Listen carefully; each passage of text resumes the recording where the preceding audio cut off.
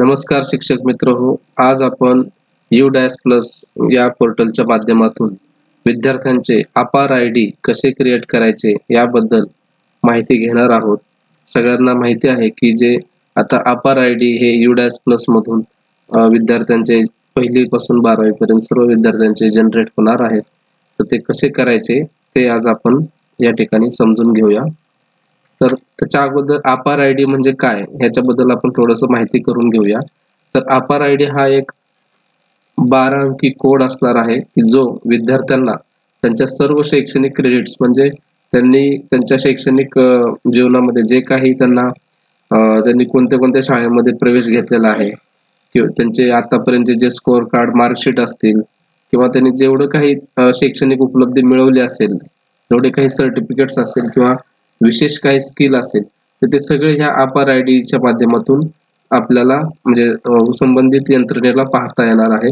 तर अपार I D हा डिजिलॉकरशी संबंधित त्या माध्यमातून ओपन केला जाणारा किंवा त्या माध्यमातून जनरेट होणारा आय डी आहे. तर तो आता आपल्याला यू डॅश प्लसच्या माध्यमातून सर्व विद्यार्थ्यांचा जनरेट करायचा आहे.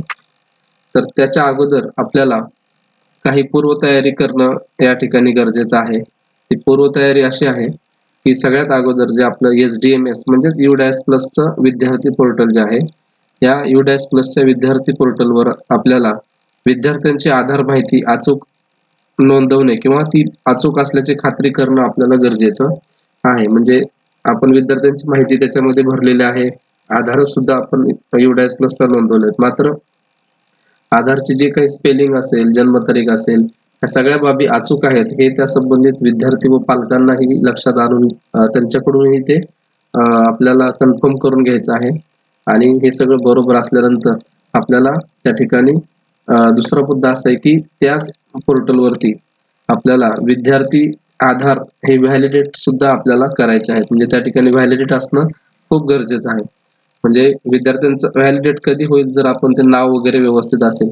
कदाचित आधारवरच्या स्पेलिंग नुसार व्हॅलिडेट झालंही असेल, पण पालकांना आता त्या स्पेलिंग बाबत काही शंका असेल किंवा त्याच्यामध्ये दुरुस्ती हवी असेल तर त्यांना अगोदर आधार मध्ये दुरुस्ती किंवा आधार अपडेट करण्यास सांगावे. नंतर आधार या ठिकाणी व्हॅलिडेट करून अपार आय डी क्रिएट करावा.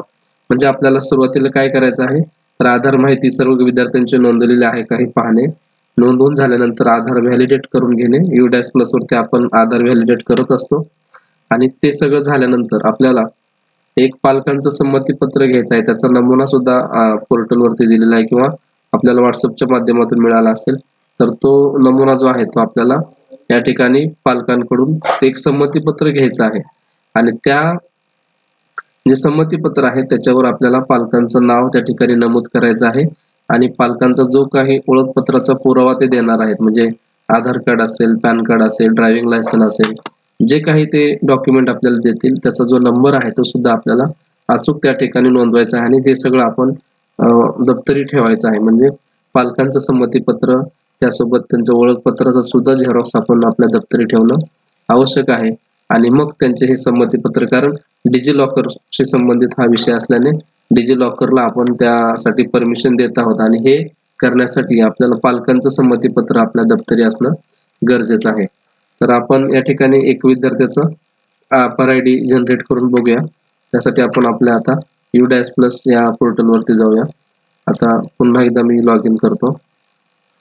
आपण यू डॅशच्या विद्यार्थी पोर्टल म्हणजे SDMS या पोर्टल वरती आलेलो आहोत. त्या ठिकाणी आता आपण आपल्या शाळेचं लॉग इन करून घेऊया.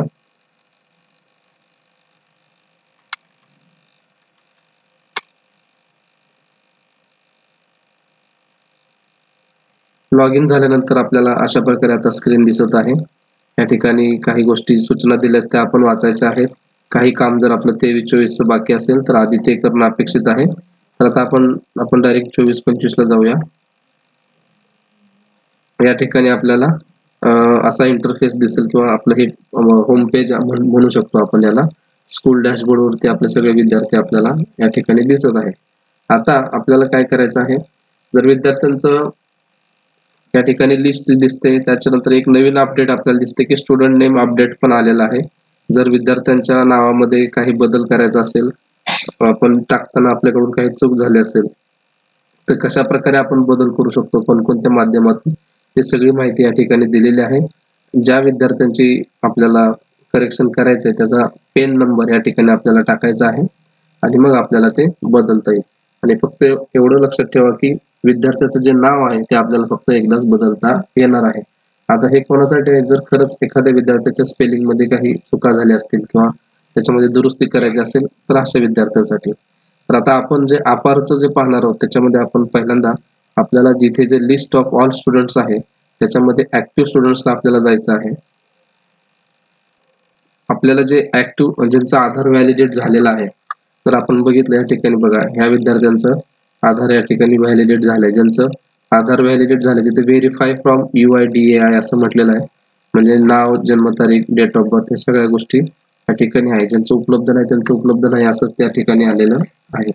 तर ज्या विद्यार्थ्यांचा आधार व्हेरीफाय असेल अशाच विद्यार्थ्यांचा आपण अपार ID क्रिएट करू शकतो. तर आता डेमोसाठी आपण एक करून बघूया. तर आपल्याला या ठिकाणी इथे जर आपण पाहिलं तर हे पहा अपार मॉड्यूल, त्याला आपण क्लिक करूया. इथे आल्यानंतर आपल्याला सुरुवातीला वर्ग निवडायचा आहे. तर आता एक वर्ग मी तिसरीचा निवडतो आणि त्याला गो करूया. आपल्या समोर त्या वर्गातल्या विद्यार्थ्यांची लिस्ट दिसते. त्यानंतर त्यांचं प्रोफाईल स्टेटस दिसतं. हे कम्प्लीट असणं गरजेचं आहे आणि अपार ID कोणाचे जनरेट झाले ते या ठिकाणी दिसतं. तर आता आपण एक उदाहरणादाखल एक करून बघूया. या ठिकाणी जनरेटला आपल्याला क्लिक करायचं आहे. इथे वरती विद्यार्थ्याचं नाव वगैरे सगळी माहिती येते आणि इथे जे आता जे आपण म्हटलं की कन्सेंट लेटर आहे किंवा संमतीपत्र आहे ते आपल्याला या ठिकाणी बाय डिफॉल्ट ते येतं. फक्त आपल्याला त्या ठिकाणी माहिती ही भरायची आहे. म्हणजे इथे समजा आईने दिलं असेल तर इथे आईचं नाव, वडील असेल तर वडिलांचं नाव आपल्याला लिहायचं आहे. तर आता आपण एक त्या कागदपत्रानुसार ज्यांनी दिलंय मी त्यांचं नाव लिहितो. त्यानंतर इथे जे रिलेशन आहे ते आपल्याला सिलेक्ट करायचं आहे. फादर, वडील असतील तर फादर, मदर आणि जे पालक असतील तर लीगल गार्डियन असं लिहायचं आहे. हे एकदम व्यवस्थित काळजीपूर्वक लिहायचं आहे. त्याच्यानंतर इथे विद्यार्थ्याचं नाव ऑटोमॅटिकली येतं आणि इथे जे with my identity proof as म्हणजे त्यांनी कोणता पुरावा दिलाय आपण या ठिकाणी त्या विद्यार्थ्याच्या आईचं नाव घेतलेलं आहे आणि आईने जो आधार नंबर त्या फॉर्मवरती लिहून दिला होता त्याच्यानुसार आपण तो आधार नंबर या ठिकाणी आता टाकत आहोत.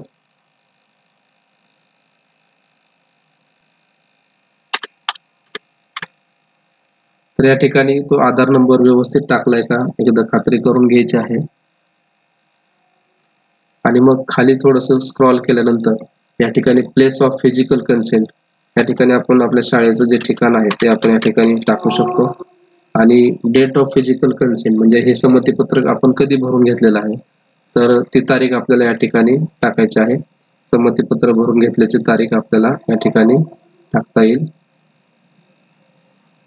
आणि या ठिकाणी शेवटी सबमिट या बटनावरती आपल्याला क्लिक करायचं आहे.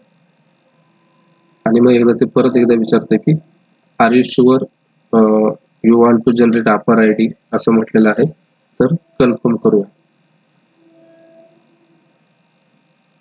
या ठिकाणी अपार ID जनरेटेड सक्सेसफुली, या विद्यार्थ्याचा अपार ID जनरेटेड झालेला आहे. आपण त्याच्यामध्ये जर पाहिलं आता या विद्यार्थ्याचा आपण बनवलेला त्या ठिकाणी आधार तो जो अपार ID आहे तो सुद्धा आपल्याला या ठिकाणी दिसत आहे. तर अशा प्रकारे आपल्याला विद्यार्थ्यांचा जो अपार ID आहे तो तयार करता येईल. फक्त एवढंच आहे की त्यासाठी संमतीपत्र आधी घेणं गरजेचं आहे. पालकांचं ओळखपत्र नंबर आणि आधारची विद्यार्थ्याची माहिती ही बरोबर असणं गरजेचं आहे. तर अशा प्रकारे आपण हे अपार ID जनरेट करू शकतो. धन्यवाद.